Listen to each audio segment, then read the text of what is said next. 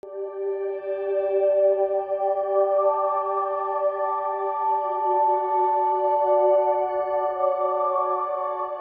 was always quite into having my own style, I guess. I didn't actually particularly like sewing, but I liked what you could do with it. I always had something quite different and new, and I sort of liked that. It just became very much what I did, and so I went into fashion.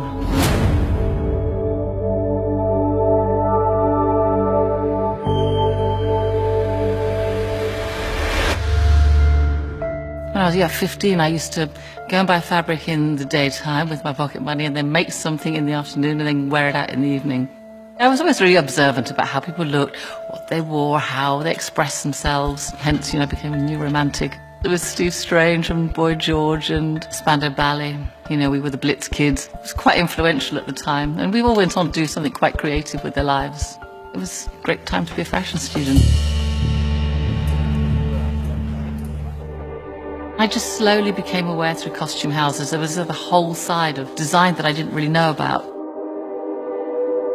I did realise I love the narrative. I like the fact that you use costumes to tell a story and to create character, and the more I did it, the more I realised that's something that I really, really enjoyed.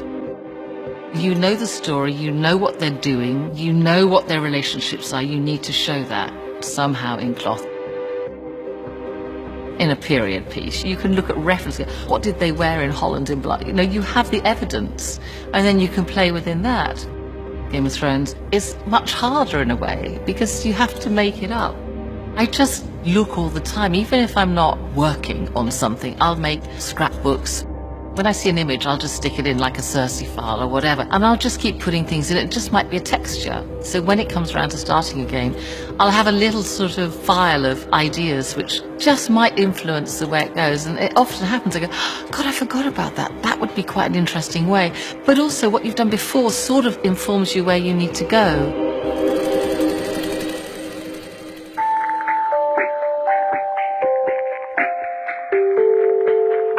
Designing a series like this, first it has to come from the script, that guides you. Then you start building up a picture of how this person lives and what influences them.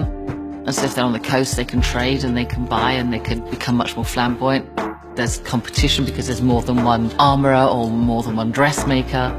It's Winterfell. What do people do in the evenings? Well, they probably embroider. You have to balance that with the other characters around them and consider the set, colours, and it just evolves. I enjoyed doing the four women very much, Arya and Dany and Sansa and Cersei, because they've just really become very strong. I like the initial designing and planning and coming up with the sort of ideas for the characters, working as a team to make that happen.